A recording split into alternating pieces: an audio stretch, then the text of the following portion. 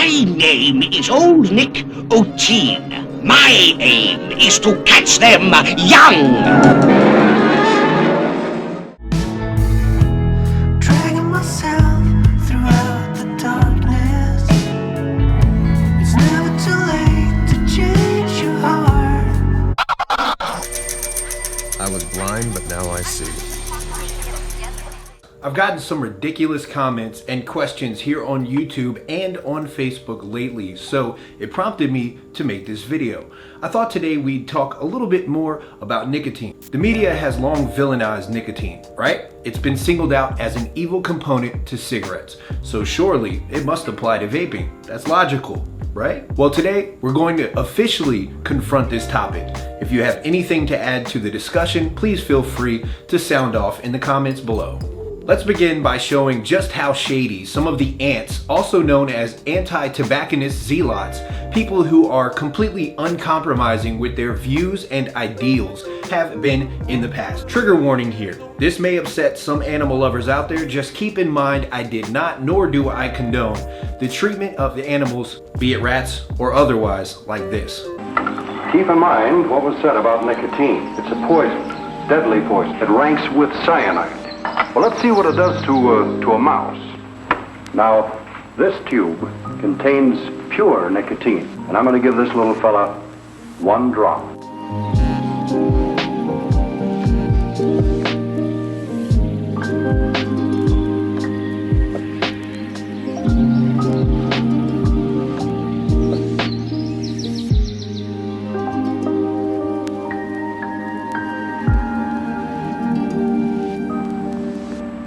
Fortunately, man is many times larger than a mouse. Now, obviously, that old-ass test was nonsensical on many levels, but the one thing I want to focus on is nobody is ingesting concentrated pure nicotine when vaping. E-liquid, also known as e-juice, contains a diluted form of nicotine. It's diluted by other substances known as propylene glycol, vegetable glycerin, and flavoring. Even in some of the highest nicotine level products, such as the JUUL, or the steak, it's far diluted before it's consumed by a human. Just to give you a general idea of just what someone would have to do to achieve a lethal dose of nicotine, a non-smoker, somebody who's had zero time to build any kind of tolerance, would have to smoke 40 cigarettes or chew 15 pieces of nicotine gum at the same time. The research suggests that 9 out of 10 people believe nicotine is harmful to their health, believing it causes respiratory issues, high blood pressure, heart palpitations, extreme addiction, and yes, oddly enough, cancer. These beliefs have been heavily contributed to by years of misunderstandings portrayed by regulating agencies and their relationship with the media. Now, despite popular belief, it's not the nicotine in cigarettes that kill you. That is the tar and 4,000 other chemicals none of us can even pronounce. But this is not the video for that conversation. What we're going to do today is shed light on some of the benefits to using nicotine in vaping products. So contrary to common opinion, nicotine is not a carcinogenic substance. It's not nicotine you have to worry about. Nicotine is actually has health benefits. So nicotine's what's addictive.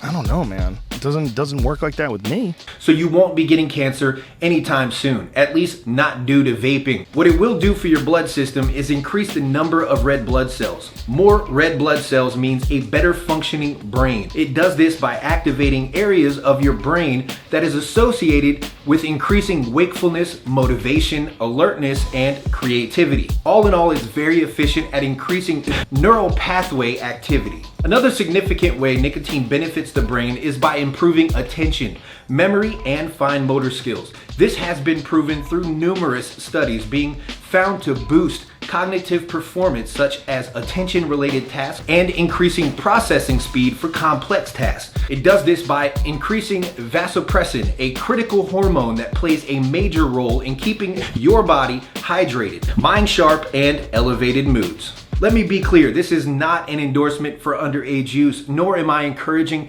parents to allow their kids to vape.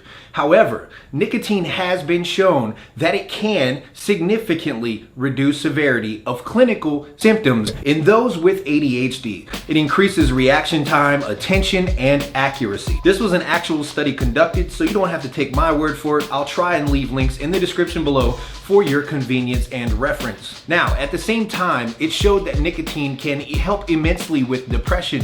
And you might be sitting there thinking, well, I'm not depressed. I just want to say that's awesome if it's true, you cocky little shit. But a lot of people suffer from it, okay? I'm not ashamed to say that I'm one of them. I can attest it does help me immensely.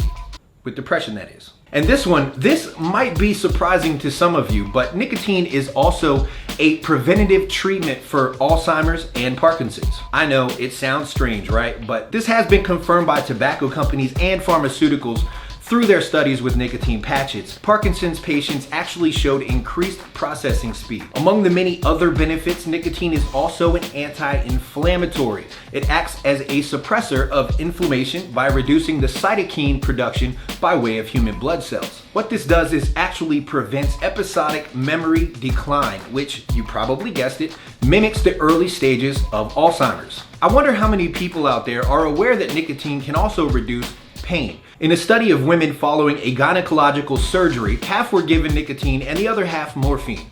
Those given nicotine actually reported a lower pain level than those with access to morphine. And it appears nicotine also decreases susceptibility to Crohn's disease. Because it reduces inflammation, it also prevents the development of ulcerative colitis. It enhances the protection of the intestinal mucosa. Not to get too doctory here, you guys have no idea how many times I had to shoot this to get that right.